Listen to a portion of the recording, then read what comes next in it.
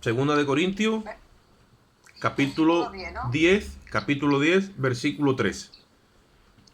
Segunda de Corintios 10, 3. Amén. Leemos a la gloria de Dios, Padre, Hijo y Espíritu Santo. Dice ahí: pues aunque andamos en la carne, no militamos según la carne, porque las armas de nuestra milicia no son carnales, sino poderosas en Dios para la destrucción de fortalezas, derribando argumentos y toda altivez que se levanta contra el conocimiento de Dios y llevando cautivo todo pensamiento a la obediencia a Cristo. Vamos ahora, Padre, te damos gracias en esta bendita hora, Señor. Adoramos y glorificamos tu nombre, Rey. Te damos a ti la gloria, Señor, te damos la honra, te damos la alabanza, Dios mío. Pedimos que tú rompas toda cadena y todo yugo de incredulidad. Que tú puedas abrir, Dios mío, el entendimiento, Señor, de nuestro espíritu, alumbrándolo con la luz de tu palabra para que podamos asimilar, Señor, tu voluntad, tu proyecto, tu propósito con todos y cada uno de nosotros, que tú nos enseñes en esta tarde, por tu espíritu, a ser eficaces en tus manos, Señor. Te damos gracias, Padre. Dejamos todo delante de ti y esperamos en Cristo, Señor. Amén y amén. Tenéis que apagar los micrófonos, para que no se meta ruido. Gloria a Dios. Bien, yo tengo un pensamiento que quiero desarrollar con el favor de Dios y tiene que ver con lo que nosotros hagamos o dejemos de hacer cuando nosotros presentamos a Cristo o cuando nosotros de alguna forma ejecutamos de parte de Dios. Para eso debemos de prepararnos. Porque dice ahí que aunque estamos en la carne,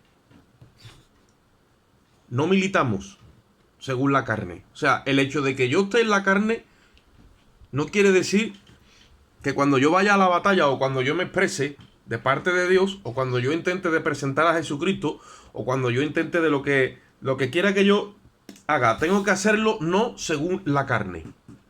Y te lo dice bien claro. ¿Qué es lo que ocurre? Que te lo especifica porque hay algo evidente. Estamos en la carne, ahí se está refiriendo, en este caso, estamos en el cuerpo, estamos todavía en la naturaleza caída, ¿vale? El hecho de que estemos en esta dimensión y en esta naturaleza no quiere decir que nuestra lucha la vamos a pelear con las armas carnales. Versículo 4. Porque las armas de nuestra milicia, o sea, las armas de milicia es batalla. Cuando habla de milicia, habla de nuestra batalla, de nuestra guerra. Nosotros no peleamos contra carne y sangre. Nosotros peleamos con unas entidades que están gobernando en las regiones celestes, dice la palabra, que tienen tomada la mente de las personas en su incredulidad. Pues contra esas entidades, que no las vemos con los ojos de carne, ¿vale? Contra ellas que nosotros peleamos. Precisamente dice eso, aunque estamos en la carne, no peleamos según la carne. Si estuviéramos en una dimensión donde pudiéramos usar los recursos de la carne, veríamos a esas entidades con los ojos de la carne, mas sin embargo no las vemos. Son invisibles por ejemplo, a nuestro sentido de la vista. ¿Qué es lo que quiere decir? Que entonces están en otra dimensión. Pues en otra dimensión entonces tenemos que usar otros recursos. Ahí dice otras armas. Y dice que esas armas que nosotros vamos a usar no son carnales. O sea, en la exposición de la palabra, en el evangelismo, en el compartir mi fe, incluso como hemos venido hablando esta semana atrás, en mi oración con Dios, yo tengo que moverme todo el tiempo usando armas espirituales, porque soy un ser espiritual. Amén. Antes era un ser carnal con una sola naturaleza, la carnal, la caída. Ahora tengo una nueva identidad en Cristo, gracias a Dios por Jesucristo, que nos ha regalado esa nueva identidad.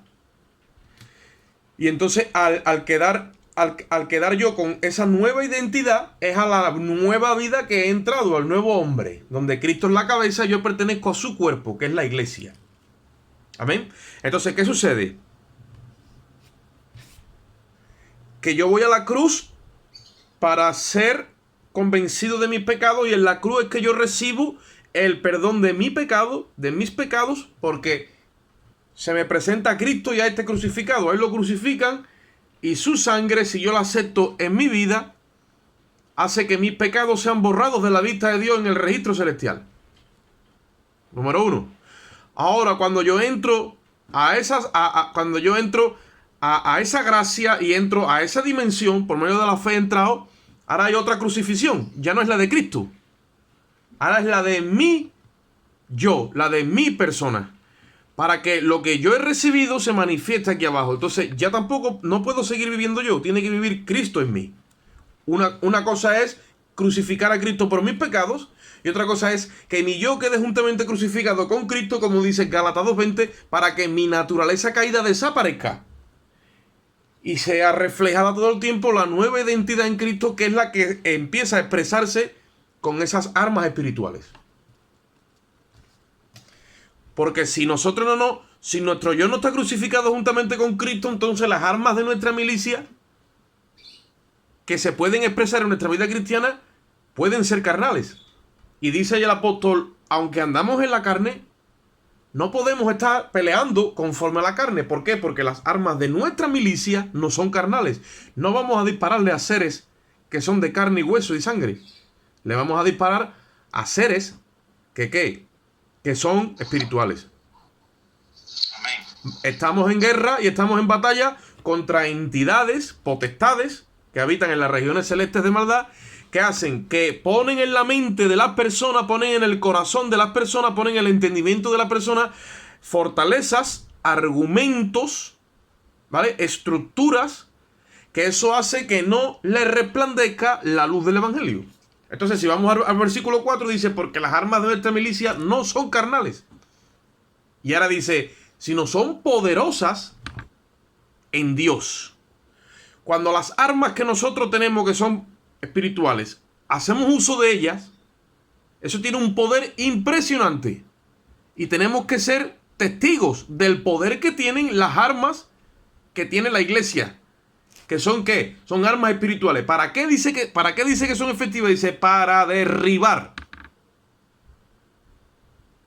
Para la destrucción. El derribo. Destrucción. De fortaleza. Versículo 5. Derribando argumentos. Y toda altivez que se levanta contra el conocimiento de Dios. Llevando cautivo. Un cautivo es alguien que ha quedado como un rehén, como preso, no tiene defensa, se tiene que someter a eso que la ha cautivado, a esa persona o a ese imperio, a ese gobierno, a ese pensamiento, se tiene que someter sí o sí, llevando cautivo todo pensamiento a la obediencia a Cristo. Amén. Así es. Entonces yo voy a hacer una pregunta, yo sé que ustedes la vayan a contestar bien, aunque a lo mejor no entréis. Si el Espíritu Santo gobierna mi vida, no me va a llevar a mí a pelear o a caminar con armas carnales. Si Él es el que gobierna, si gobierna Él, me va a llevar a usar las armas espirituales, como hemos estado hablando estos tiempos atrás de no solamente los ministerios, queremos hablar o hablaremos en su momento, los dones o la diversidad de operaciones que el Espíritu trae. Acordaros que el enviado de parte de Dios no es el Papa, no es el pastor, no es el cura, no es ninguna denominación. Jesucristo dijo, yo os enviaré al Consolador, al Paracleto, al Espíritu, en lugar mío. ¿Vale? El Espíritu es Cristo mismo hecho Espíritu legalmente para vivir en el corazón de cada creyente por su espíritu, como compartíamos el domingo.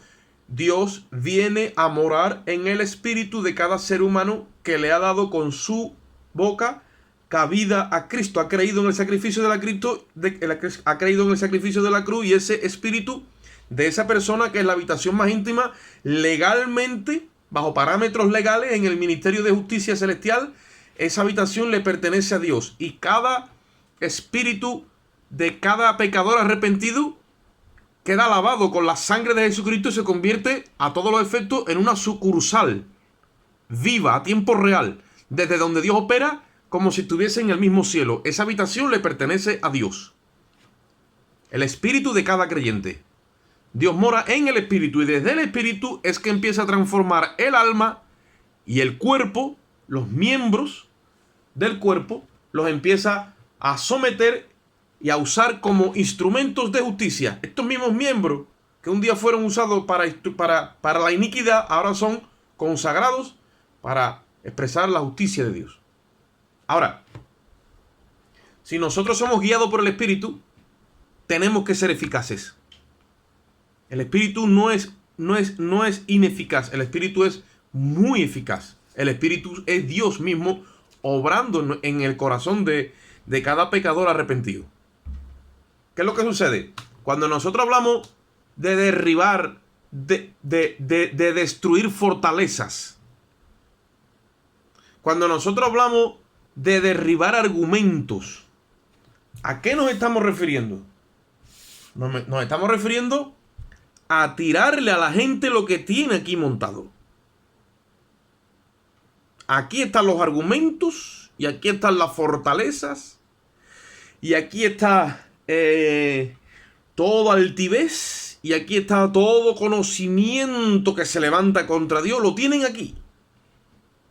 ¿De acuerdo? Lo tienen aquí. Entonces nosotros, ¿cómo vamos a operar? Tenemos que empezar a remover la conciencia de ellos con la eficacia de la palabra de Dios, con la sabiduría, con la ciencia que Dios nos da, ¿vale o no?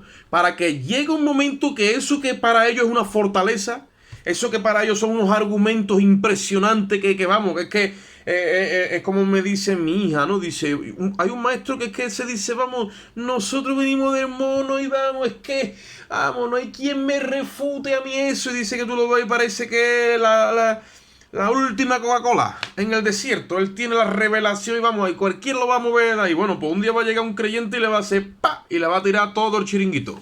Porque él se cree que está en una fortaleza inexpugnable y lo que está es en una cabaña de meloná. Cuando venga el Espíritu de Dios con la palabra y lo desnude, le haga así a la conciencia como el que va a una cremallera y lo desnude, alabado sea Dios, y lo presente delante del gran trono blanco y se vea todas sus inmundicias, entonces que se va a acordar del mono, pero bien, va a buscar quiero decir que cuando el Espíritu Santo opera en la conciencia de una persona y se la desnuda, todos esos argumentos, todas esas fortalezas se vienen abajo y la persona se queda desnuda. Porque ¿de qué están vestidas las personas? De argumentos, de fortalezas, de altivez, que está levantado contra el conocimiento de Dios. Se levanta. Bueno, pues cuando llega el Espíritu Santo con el arma de la palabra, pero siendo dirigida por el Espíritu, instruía, que nosotros estamos ahí, y empieza la palabra a cortarle, y empieza la palabra a revelarle, y empieza la palabra a taladrar, porque viene viva, porque viene eficaz, y empieza a penetrarle hasta que le separa el alma del espíritu, y sigue, y llega a la parte más íntima, donde está la conciencia, y le revela los pensamientos que tiene, y se los tira entero abajo. Es cuando la persona se ve totalmente desnuda, se queda apabullada, y en ese momento es convencida. ¿Por quién? ¿Por ti? ¿Por mí? No, por el Espíritu Santo. Esa es la convicción de la que habló Cristo. Cuando yo me vaya y Él venga, Él va a convencer al mundo. ¿De qué? De pecado, de justicia y de juicio. ¿Cómo lo va a hacer? Porque Él mora en la iglesia. Al final, claro, nos tiene que usar a nosotros. Porque la morada de Dios en el Espíritu es la iglesia. La iglesia es la que autoriza que el Espíritu trabaje. Pero cuando la iglesia la autoriza, entonces, si la iglesia vive en mí, soy yo el que me tengo que poner en manos del Espíritu.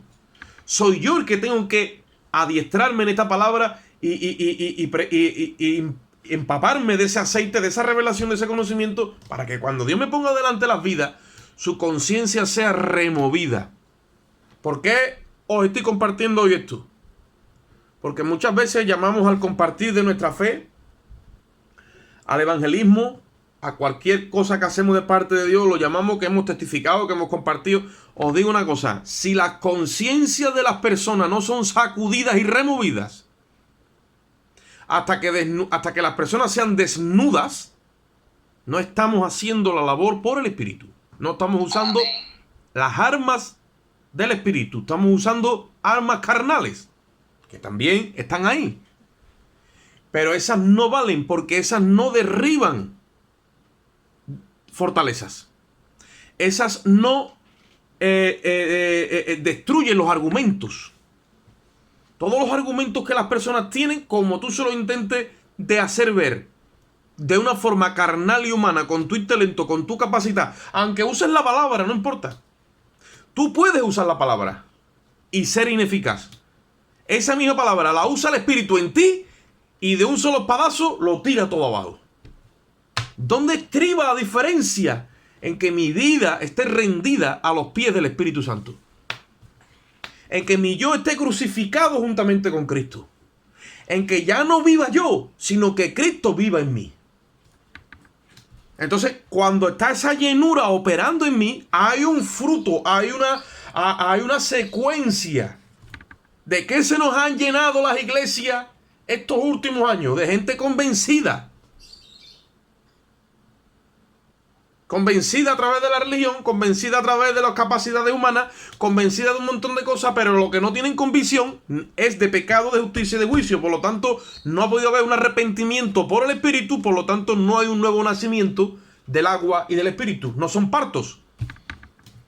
No han sido llevados a la cruz, no han sido paridos por Cristo. Entonces, es un trabajo que no se ha hecho correctamente. ¿Por qué? Porque cuando nosotros que militamos, que somos militantes de Jesucristo, la iglesia de Jesucristo es una iglesia que milita, es guerrera. Cuando lo hace con las armas del Espíritu, entonces se empieza a ver el poder de Dios destruyendo las fortalezas. Te empiezas a ver a la gente sufriendo un arrepentimiento. Le empieza a cambiar la mente. O sea, cambia su perspectiva hacia Dios y hacia sí mismo. Porque cuando se le mete la luz por el Espíritu Santo, son alumbrados con la luz verdadera, que es Cristo mismo, como si tú le metieras un candelabro. Y aquella luz verdadera, dijo el apóstol Juan, que alumbra a todo hombre, vino a este mundo. Otra cosa es que lo alumbremos con la luz de nuestros argumentos, con la luz de nuestras capacidades carnales, con la luz de nuestra religiosidad. Pero no es la luz del Espíritu. Porque cuando el Espíritu te convence, la travesía que lleva el pecador es directamente a la cruz. Porque dice la Biblia que cuando el Espíritu convence a las personas con la ley y les empieza a despertar esa ley verdadera, la de la libertad, esa ley que es genuina, que está ligada a su conciencia, porque todo el mundo tiene una conciencia dada por Dios. Cuando las personas empiezan a ser redargüidas por esa ley, llega un momento que saben que son culpables. Y en esa culpabilidad empieza a hacer hincapié el Espíritu Santo, intensifica la culpa hasta que de alguna forma los sella bajo condena. Y empiezan a sentir la condena de su alma, que es la muerte eterna. Y ahí es donde se le mete al pecador un deseo, una ansiedad por buscar justicia como nunca antes. ¿Quién hace esa obra? El Espíritu Santo. Por eso dice Cristo, bienaventurados aquellos que tienen hambre y sed de justicia. El hambre y sed de la justicia no lo provoca cualquiera, lo provoca un cristiano que está lleno del Espíritu Santo. Cuando te arrimes a hablarle a alguien, no te estoy diciendo que lo hagas de la primera, ni de la segunda, pero busca que la palabra que le dé lo deje sediento para que esa persona busque justicia en su alma, porque sabe que está desprovisto y se siente culpable. Y lo tenemos que hacer de tal manera que vean su culpabilidad sin que nos vean a nosotros como los jueces, porque no somos jueces, simplemente somos denunciantes. Denunciamos con la luz el estado en el que la persona está. Cuando la persona ve su estado, se siente desnuda. ¿Qué hizo Adán y Eva cuando se vieron desnudos? Se taparon. ¿Y por qué se dieron cuenta que estaban desnudos? Porque la conciencia les empezó a testificar de su desnudez. Entonces, ¿tú quieres que te diga un aliado que tenemos tú y yo en la mente de cada pecador arrepentido? La conciencia. La conciencia. Amén. Tenemos que buscar que la palabra llegue a la conciencia, porque la conciencia la ha cauterizado y la ha adormecido el enemigo. Que el Señor lo reprenda. Pero la palabra tiene poder para resucitar la conciencia. Entonces, cuando la conciencia empieza a estar buena, porque la conciencia se atrofia, la conciencia se queda cauterizada. Cuando la palabra llega y le da vida, porque la palabra todo lo que toca lo resucita, la palabra tiene vida en sí misma, no necesita que nadie la infle, ya tiene vida. La palabra cuando tú la implantas, la dejas ahí y te va, y mañana llega y está todo verde. ¿Por qué? Porque no es nuestra, es la palabra de Dios.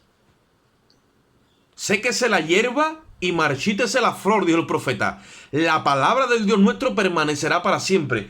Tiene vida en sí misma porque es sustentada por el aliento de Dios, por la vida de Dios, por la sustancia de Dios. Entonces, cuando la palabra toca la conciencia del pecador, en su ceguera, en su pecado, y la conciencia empieza a movérsele, ya la persona empieza a sentir esa incomodidad. ¿Por qué? Porque ya la conciencia empieza a trabajar.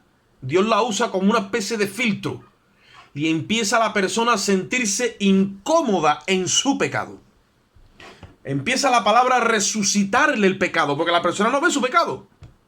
Pero cuando llega la ley, el pecado revive. La conciencia hace que el pecado reviva en las personas, y la gente que tienen el pecado adormecido, de momento se les despierta el pecado. Eso es lo que hay que llevar a las personas, a verle que su pecado está ahí. ¿Y cómo se lo resucitó? Con la ley. La ley de Dios hace que el pecado resucite, y entonces las personas, cuando el pecado se resucita, es que se ven ahora que tienen una sentencia. Vamos un momentito al capítulo 4 de 2 de Corintios. Y vamos a seguir dándole un poco de recorrido a este trabajo que el enemigo hace. ¿Cómo lo hace? 2 de Corintios capítulo 4, versículo 3. Nosotros no estamos, digamos, limitados. Tenemos la persona del Espíritu Santo. Lo que pasa es que necesitamos de descubrir los dones que tenemos, necesitamos de coger todo ese arsenal que tenemos en nuestro espíritu. Un hermano, que yo hablaba con él antes de la videollamada, el hermano Pablo de Alcira, me compartía de que lleva ya un tiempo teniendo como una especie de experiencia donde ve cosas y son algo como un poco sobrenaturales. Y hace poco pues vio a un hermano de la iglesia de Alcira, un hermano bueno que todo el mundo lo quiere y demás, por momento lo vio de momento ahí súper enfermo. Lo vio mal, súper enfermo, lo vio y lo vio otra vez bien. Y se quedó con esa impresión, lo vio. Pero dijo, qué raro, es que lo he visto, claro, son cosas que hace el espíritu. Ahora me cuenta que al hermano al poco tiempo, a las 2 semanas por ahí, le testaron COVID. Lo estaba pasando, entre comillas, normal, sin algún que otro síntoma en la casa, pero después empeoró. Después lo ingresaron. Después lo entubaron y finalmente ha fallecido. Entonces, ¿tiene sentido de que Dios nos revela a nosotros algo de esa índole? Por ejemplo, estoy cogiendo un ejemplo, ¿vale? Esto es un ejemplo. ¿Para qué? Para decir, bueno, yo lo sabía, el Señor me lo reveló. No. Hay algo detrás de eso. Tenemos la palabra de conocimiento, tenemos la palabra de ciencia, tenemos el don de fe, tenemos muchas cosas que Dios nos ha dado. Entonces, ¿qué es lo que, a dónde yo me voy? Estas cosas es para meterle fe. Hermano, Dios me ha mostrado esto contigo. Te vas a orar, evidentemente, al día siguiente te vas a dar en busca. He visto esto con tu persona. No sé si Dios quiere tratar contigo, si te viene algo malo, no lo sé, porque en verdad yo lo que me repito es lo que he visto. Pero igual Dios te está advirtiendo, te está alertando. Te vas ahí, te queda poco tiempo. No, yo estoy saludable, estoy bien. Bueno, es lo que yo he visto. O Dios me ha dicho que te alerte, porque te prepare, porque te vas ahí, o mira cómo está tu vida, o lo que quiera que sea. Pero esas cosas que son sobrenaturales, tenemos que empezar a resucitarlas y a trabajarlas, porque hay dones que están llevando tanto tiempo enterrados que ni siquiera sabemos cómo funcionan. Otros sí, pero hay otros que ni siquiera sabemos cómo funcionan, y estamos pidiéndole al Espíritu de Dios que resucite todo la riqueza que tenía la Iglesia Apostólica, porque hemos descubierto por la palabra que no ha caducado nada de lo que tiene que ver con el Nuevo Testamento, con lo que es la herencia que Cristo nos ha dejado. Y todas esas cosas, cuando empecemos a darle curso, porque todos hemos recibido dones de parte de Dios, cuando empecemos a darle curso, vamos a ver un mover del Espíritu para edificación, para la obra de Dios. Miren lo que dice 2 de Corintios capítulo 4, versículo 3. Dice, pero si nuestro evangelio está encubierto, entre los que se pierden está encubierto. O sea que el evangelio es algo que no está encubierto. Es algo que está descubierto. Ahora, el que se pierde, el que no hace caso al evangelio, para él está, lo de Dios está encubierto, no ve nada de lo de Dios. ¿Por qué? Dice, en estas personas, dicen en el versículo 4, en los cuales el Dios de este mundo, ustedes saben cuál es el Dios de este mundo, ¿no? El diablo. Dice, No. el Dios de este siglo cegó el entendimiento de los incrédulos. O sea, les ha tapado el orificio del entendimiento para que no les resplandezca la luz del evangelio, de la gloria de Cristo, el cual es la imagen de Dios. Entonces, ¿qué es lo que voy? Dice, porque no nos predicamos nosotros mismos, sino a Jesucristo como Señor y a nosotros como siervos por amor de Jesucristo. De la misma forma que Dios mandó, dice el versículo 6, que de las tinieblas resplandeciese la luz, Él es el que resplandeció en nuestros corazones para la iluminación del conocimiento. Entonces, cuando Dios da la orden, por su espíritu, la persona empieza literalmente a entrarle esa luz por el entendimiento. Yo no sé si ustedes sabéis que las cámaras de foto, que eso yo no sé si en el colegio alguno lo había hecho, se hace desde una forma rudimentaria y ordinaria hasta con una caja de zapatos. Es una caja negra que tú abres un orificio con la punta de un alfiler y dejas entrar la luz un segundo y ahí ya cogió una foto. Bueno, el entendimiento cuando no tiene luz ninguna no puede entrar luz. Pero cuando el entendimiento es abierto y entra la luz, lo que hace que se plasme dentro una imagen de lo que sea. En este caso, la imagen que coge el objetivo de donde entra la luz. ¿Qué es lo que sucede? Él tapa el entendimiento de las personas.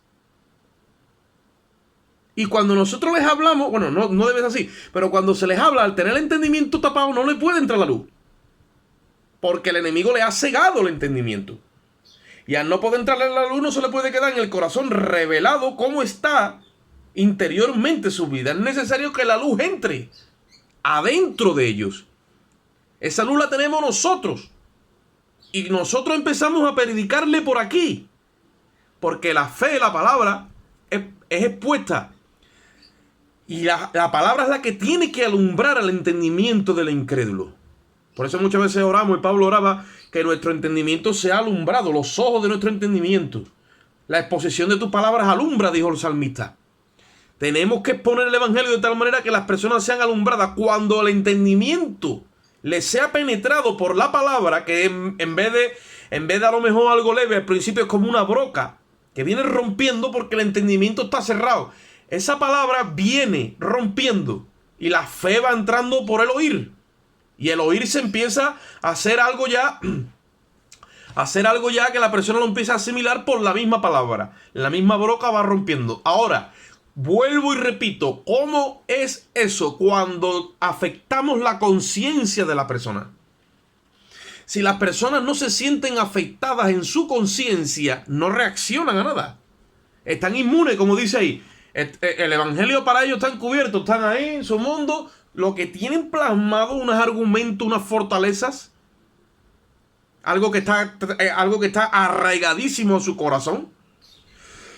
Lo único que lo derriba son las armas espirituales y entre ellas es la palabra de Dios. Por eso dice el apóstol Pablo en el capítulo 6 a los Efesios que tomemos el escudo de la fe y la palabra de Dios. Y cuando yo me arrimo al enemigo, yo voy así y le voy metiendo la palabra. La palabra es la que golpea su conciencia. Y cuando la conciencia es afectada, que la persona se siente redarguida, ahí están removiéndose las tinieblas. ¿Por qué? Porque las tinieblas están asentadas, mientras que esas fortalezas están ahí, las tinieblas le dan ocupación a las tinieblas. Las fortalezas son ocupadas por las tinieblas. En el momento de que esas fortalezas son removidas por la conciencia, la palabra de Dios empieza a removerla, las tinieblas tienen que salir. Y ahí dice que Dios, que mandó que de las tinieblas resplandeciese la luz, es el que resplandeció en nuestros corazones. Las personas empiezan de momento a ver algo en su corazón cuando nosotros les predicamos. ¿Por qué yo vengo con todo esto? Porque tú tienes que buscar no delante de las personas, sino en tu intimidad, que Dios te haga efectivo, te haga eficaz con las personas.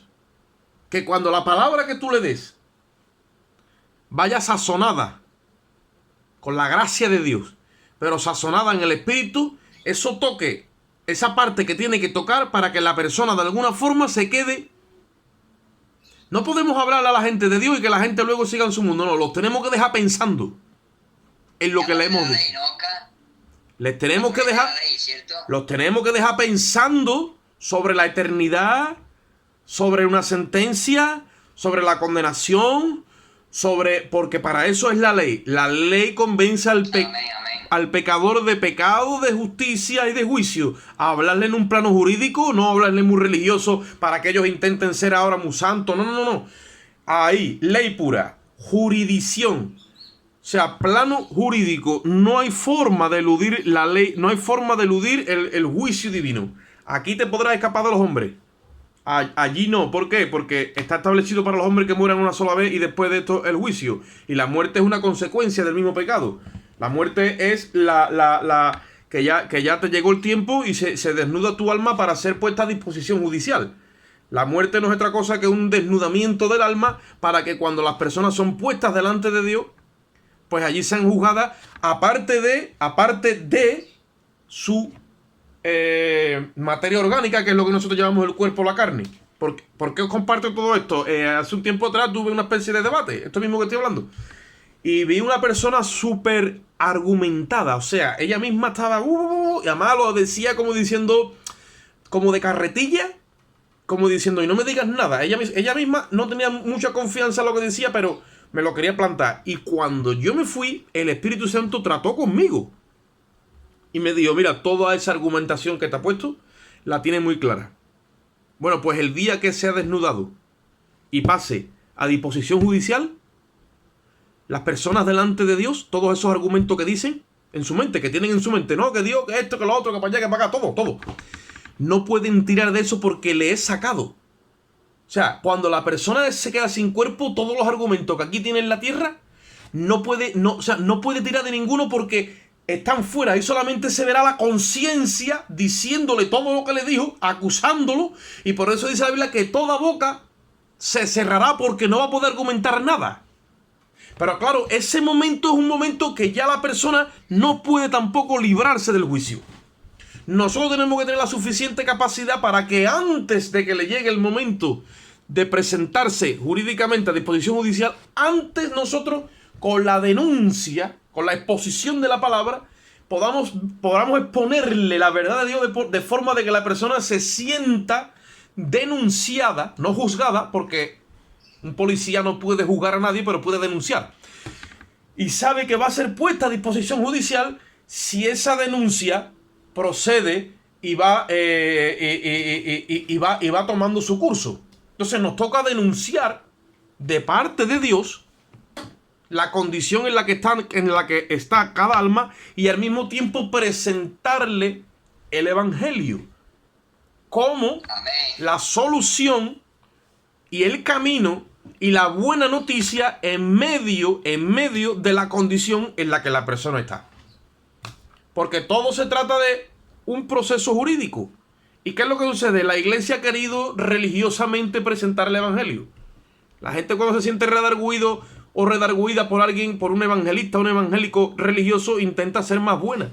Y tenemos a gente en la iglesia que intenta ser bueno, pero no han sido convencidos de pecado jurídicamente hablando. Y si no hemos sido convencidos de pecado jurídicamente hablando, tampoco vamos a intentar convencer a otros, ni vamos a saber. Porque esto es algo jurídico. Esto no es algo moral. Moral nadie es perfecto. Moral, el único perfecto que existe es Cristo. Pero en cuanto a los méritos de Cristo, sí podemos presentar el evangelio y la ley Porque legislativamente hablando, en cuanto a términos jurídicos, estamos conociendo lo que es el poder legislativo, el poder judicial, cómo se descomponen los poderes de los gobiernos, y el poder ejecutivo. Dios nos está demandando. Hemos conocido la ley, la tenemos ahí.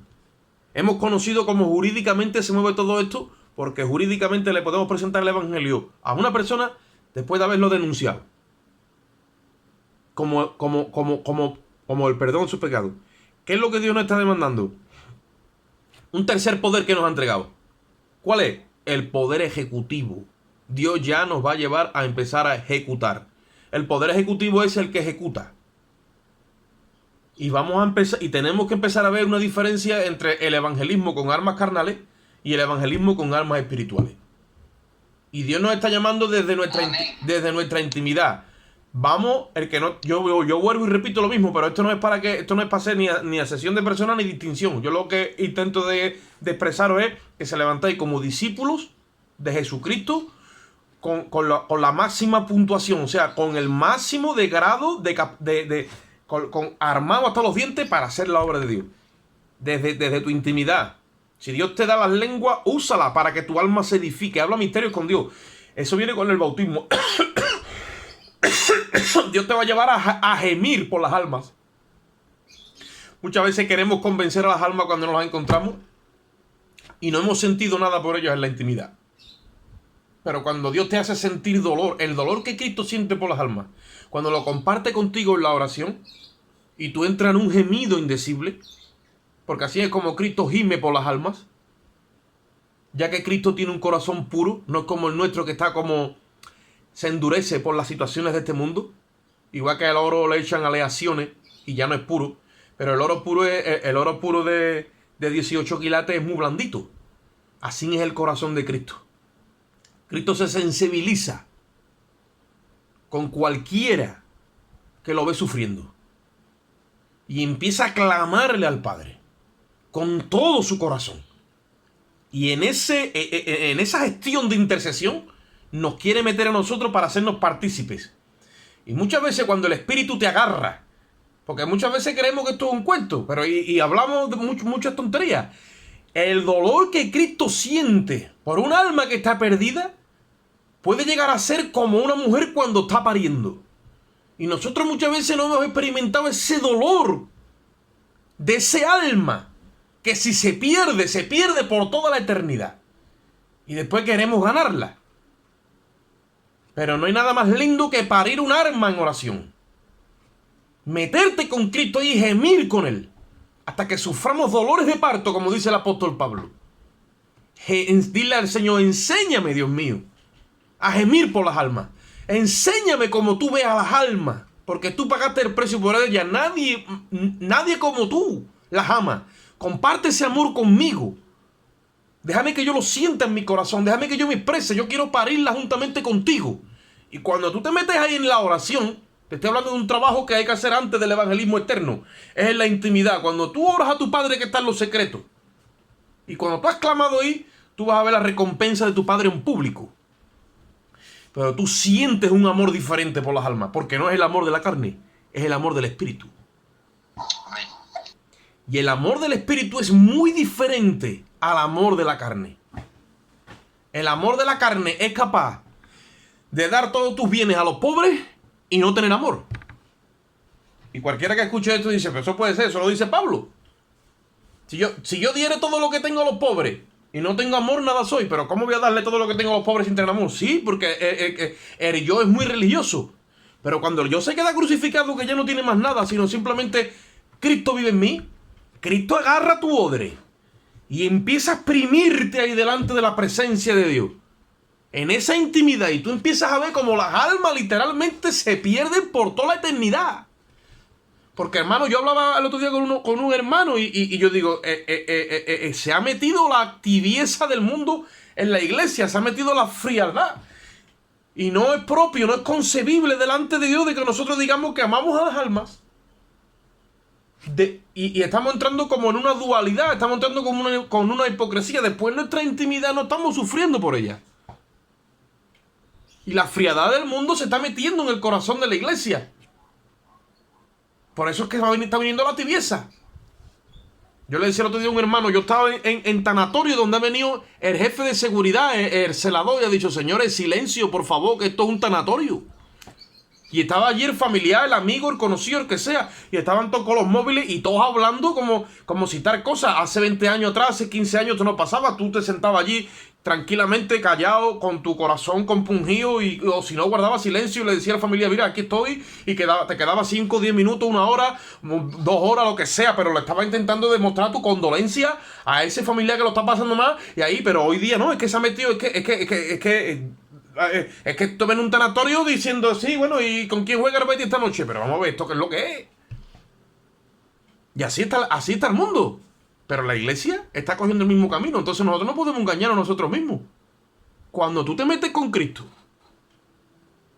Por eso le dije a los hermanos, sacaros días de ayuno. Yo no puedo decir vamos a ayunar porque está la obra del Espíritu. Pero esto es un oficio que hemos recibido de parte de Dios. Y el oficio hay que ejercerlo. Como yo le compartí el otro día a un hermano, ¿cómo tú lo haces en unos ayunos? Digo, mira, yo lo he hecho solo, pero los ayunos en verdad no es para estar, los ayunos es para hacer ejercicio en el espíritu. Hemos estado 1 hora intercediendo, ¿vale? ¿Ahora qué hacemos? Ahora nos pegamos 1 hora lavando. Después nos pegamos 1 hora de rodillas orando en la intimidad o sentado tranquilo. Después 1 hora leyendo la palabra. Después 1 hora otra vez intercediendo. Después 1 hora y cuando dicen, es que hemos venido a ejercitarnos, es un gimnasio. Y tú vas a ver cómo el espíritu se ejercita en ese oficio que ha recibido. Porque cualquiera es sacerdote, claro. Los curas le pusieron una sotana, le mandan del Vaticano 1.000 o 1.000 y pico de euros y allí vive en la sacristía. Pero ¿y qué hacemos nosotros? Si hemos recibido el sacerdocio, ¿no? Como dice la palabra, porque somos nación santa, real sacerdocio, pueblo adquirido por Dios. ¿Para qué? Dice, para que anunciemos las virtudes de aquel que nos llamó de las tinieblas a su luz admirable. Pero esto es un oficio. Esto no es que yo tenga un título y me voy yo paseando con el título para arriba y para abajo. No, porque al final vamos a acabar más despistados, como dijo aquel, que un papo en un garaje. Y vamos a sufrir las consecuencias. Porque Dios al final nos reclamará. Ahora yo quiero ser eficaz en las manos de Dios. ¿Por qué? Porque yo quiero ser mejor que nadie. No. Yo quiero ser eficaz en el sentido porque la única verdad que llevó a Cristo a donde fue, dice la Biblia, es ese sentir que hubo en él. El Señor sabía que si Él no iba a la cruz, nosotros nos perderíamos por toda la eternidad, según la justicia divina. Y Él vino para que la justicia recayera, el peso de la ley recayera sobre Él. Y si nosotros hemos recibido ese perdón, esa justicia, esa gratitud, tiene que salir para afuera, se tiene que manifestar. Entonces nos estamos apoderando de la abundancia de la gracia y del don de la justicia. ¿Para qué? Porque Dios nos está incitando y llamando a que entremos a reinar. Tenemos que reinar en vida, como dice Romano. Si la muerte reinó por la desobediencia de uno, ¿cuánto nomás reinarán los que han recibido la abundancia de la gracia y el don de la justicia? ¿Cuánto nomás reinarán en vida? Estamos para reinar en vida. Estamos para establecerle al mundo una ley por encima de las leyes políticas y por encima de las leyes morales que le han puesto los religiosos. Y es la ley de Dios. Y quien tiene la revelación de la ley de Dios, de la palabra, es la iglesia. Entro en una farmacia y me pongo a pedir unas cosas porque con las cosas de mi hijo, pues ven cuando tengo que ir para la medicación. Bueno, no tomo medicación, tomo unos batidos y demás. Ya con esto lo voy a dejar. Me pongo a hablar con el farmacéutico, que es muy amigo mío. Y en medio de toda la conversación le digo, esto que está pasando es juicio de Dios. ¿Para qué dije eso? La que estaba al lado, que era otra que trabaja en la farmacia, que no pintaba nada la conversación, se le removió la conciencia en 0,2 y dijo, Dios no puede mandar juicio. Mira las tinieblas como tienen asentadas ahí las conciencias. Y le dije, Dios sí manda juicio. Dios no juzga, le digo, Dios sí juzga, porque Él es juez. No tienen revelación de quién es Dios. A Dios hay que presentarlo como el creador, como el juez, y después, si eres convencido, te recibirá como padre. Porque Dios no recibe a nadie, como hijo, sino a través de Jesucristo. Entonces me dice, ¿Dios no castiga? Digo, Dios sí castiga. ¿Cómo hace eso? Y le dije simplemente una cosa. Le metí la cara así y le dije, ¿y qué pasó entonces en la cruz? Se quedó muda. Hace años que yo no he visto una persona que se quedara más muda que esa cuando yo le hablé. Se quedó muda, no puedo decir U-A-I-A, no dijo nada. Digo, ¿qué pasó en la cruz? Ahí fue el castigo. Y dijo, digo, lo castigó a él, porque Dios es juez y tiene que castigar el pecado. Se le removió la conciencia, hermano. Pues muchas veces estamos hablando de las personas. Cuando tú ves que las personas reaccionan, ahí está la luz queriendo entrar. Ahí está la luz como esa semilla, como el esperma, hasta que penetra el óvulo. Métele la palabra hasta que le penetre. Cuando le penetre, lo va a preñar el Señor y ahí va a parirse una vida para Dios. Y cuando eso penetre, de ese momento al tiempo que Dios diga, vamos a ver una nueva vida floreciendo.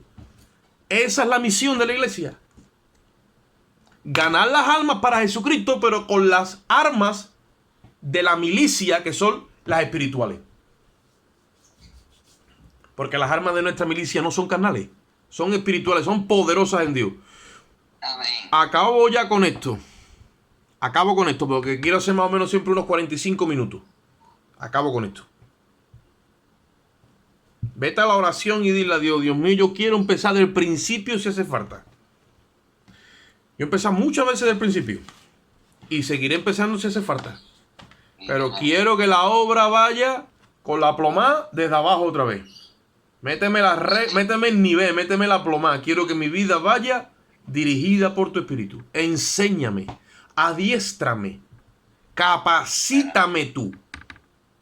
Déjame sentir el amor que tú sientes por las almas. Déjame sentir la pasión que tú sientes por las almas. La pasión por las almas perdidas. Que me quite incluso hasta las paranoias muchas veces que a mí me invaden. Los temores. Que me quite todo.